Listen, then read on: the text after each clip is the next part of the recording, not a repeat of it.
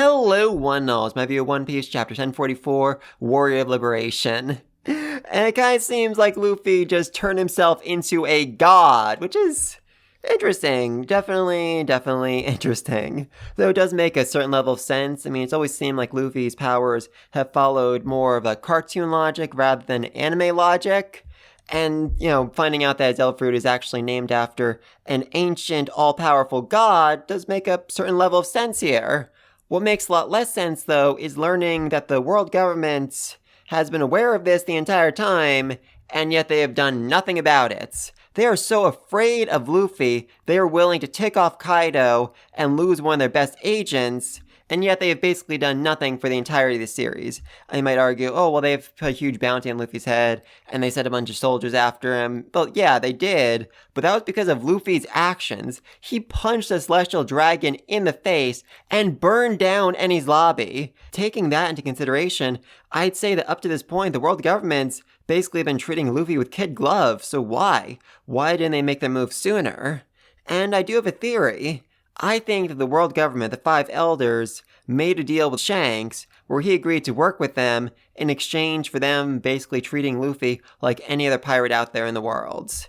Now, that might sound insane, but I do think a timeline works out fairly well because we know that Shanks stole the Gum Gum Fruit from the world government like 20-odd years ago, and I can say with a high level of certainty that he wasn't actually working for them back then, or else, they wouldn't be working with him now. I think he stole the fruit because he knew the truth about Joy Boy, Nika, whatever lies at the end of the Grand Line, the Void Century, all that fun stuff, and he wanted the power for himself. He wanted to become Joy Boy, but he couldn't because Luffy was picked by the Devil Fruit. The will of the Devil Fruit chose Luffy, and therefore Luffy became, Nika, the new sun god. Huzzah!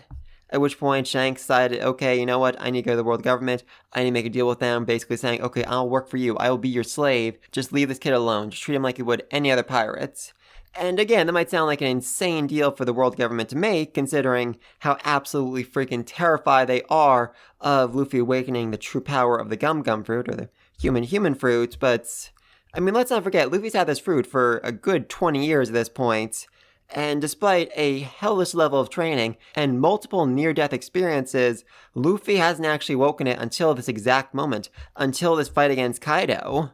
And while we don't know what the exact requirements are for a Devil Fruit to awaken, let alone a God-class Devil Fruit to awaken, I think the government felt, fairly secure that Luffy wouldn't be able to do it, that Luffy wouldn't be able to actually become the next Joy Boy, and so they decided to leave it in his hands. Especially because, like they said, they've spent the last 800 freaking years trying to get this Devil Fruit, and they have failed every single freaking time. So they figured, okay, you know what, just let's leave it in the hands of this idiot kid. He'll probably get himself killed before he can actually become a threat to us. But once they realize, okay, Luffy's fighting at the same level as Kaido, as an Emperor of the Sea, he might actually, be starting to awaken. He might actually be able to starting to unlock the true powers of his Devil Fruit. They realize, yeah, we need to kill him. We're going to take off Kaido. We're going to take off Shanks. We're going to lose one of our best agents, but it's worth it if it means stopping Luffy from unlocking the power. If it means stopping Luffy from becoming the next Joy Boy, they figured it was worth the risk. Unfortunately, they failed. They utterly and spectacularly failed. And I think probably the funniest thing about all this is the fact that the agent they sent after Luffy was probably their last agent on the island.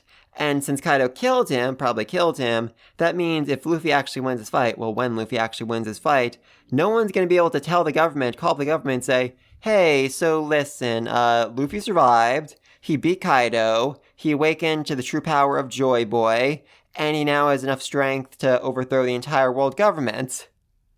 So they're going to be completely and utterly oblivious. They're still going to think that Kaido won, and they'll think, okay, so Kaido's mad at us, we need to work on our relationship with him, but that can wait down the road. The important thing is that Luffy is dead, when he isn't. He's not dead. Tell the world that Luffy's alive, and he will be the next king of the pirates! Which is looking like a real certainty at this point. Especially because the world government thinking he's dead is going to give Luffy all the time he needs to rest, recover, and figure out how to actually use the power of Joy Boy for himself. Huzzah!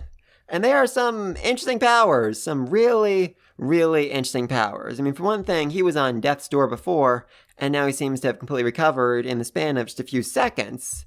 His Supreme King Haki has probably actually gotten stronger, and he was able to pick Kaido up, lift him in the air, swing him around like a toy, and then smash him in the ground over and over again.